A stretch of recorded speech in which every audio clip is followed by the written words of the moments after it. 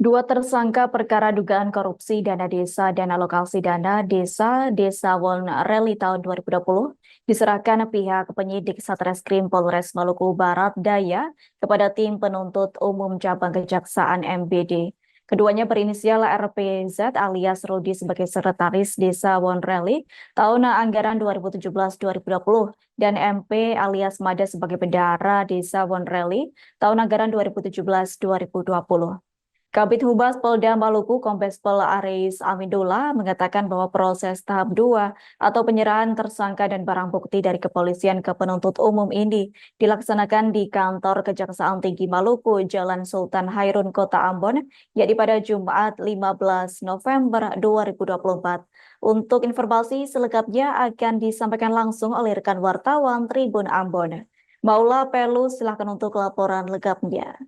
Ya baik, terima kasih rekan Adila dan Tribuners bahwa dua tersangka perkara dugaan korupsi dana desa dan alokasi dana Desa Wonri Kabupaten Maluku Barat Daya tahun 2020 diserahkan pihak penyidik Satreskrim Polres Maluku Barat Daya kepada tim penuntut umum cabang Kejaksaan MBD. Kedua tersangka yakni berinisial RPZ alias Rudi sebagai sekretaris Desa Wonri tahun anggaran 2017 hingga 2020 dan MP alias Mada sebagai bendahara Desa Wonri tahun anggaran 2017 hingga 2020.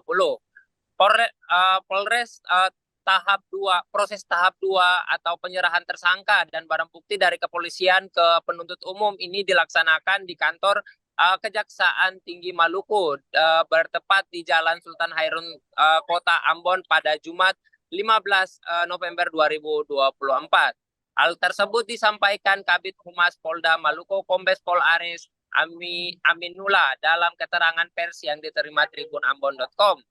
Penyerahan kedua tersangka ini dilakukan berdasarkan laporan polisi nomor LP garing A garing 201 garing I garing 2024 garing SPKT garing Polres Maluku Barat Daya garing Polda Maluku tanggal 03 Januari 2024 surat perintah penyidik nomor SP titik sidik garing 201 garing I garing res titik 3 garing 2024 Reskrim tanggal 29 Januari 2024. Diungkapkannya bahwa pada Jumat kemarin kedua tersangka sudah diserahkan ke JPU kantor Kejati Maluku di Kota Ambon untuk selanjutnya akan disidangkan. Selanjutnya dikatakan bahwa perbuatan kedua tersangka ini diatur dan diancam dalam pasal 2 ayat 1 dan pasal 3 atau pasal 8 Jo pasal 18 Undang-Undang nomor 20 tahun 2001 tentang perubahan atas Undang-Undang nomor 31 tahun 1999 tentang pemberantasan tindak pidana korupsi Jo pasal 55 ayat 1 ke 1 KUH pidana. Lanjutnya bahwa kedua tersangka ini sebelumnya ditahan di Rutan Polres MBD sejak 2 September 2024. Sebagai informasi, kedua tersangka penyalahgunaan keuangan dalam jabatan atau pekerjaan perkara kasus dugaan korupsi dana desa dan alokasi dana Desa Wonri Kabupaten Maluku Barat Daya tahun anggaran 2020 rugikan negara sebesar 999.145.913 rupiah. Angka tersebut merupakan hasil perhitungan Inspektoral Kabupaten Maluku Barat Daya.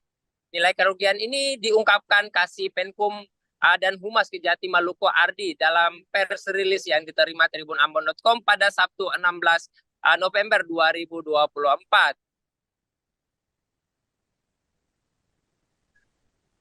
Kedua tersangka langsung diserahkan usai diserahkan pihak Polres Maluku. Kedua tersangka langsung diserahkan ke tahanan selama 20 hari terhitung sejak 15 November 2024 kemarin dan untuk dilimpahkan ke Pengadilan Tindak Pidana Korupsi Pengadilan Negeri Ambon. Untuk tersangka RPZ alias Rudi di rutan kelas 2A Ambon, sementara tersangka MP alias Mara di Rutan Perempuan kelas 3 Ambon.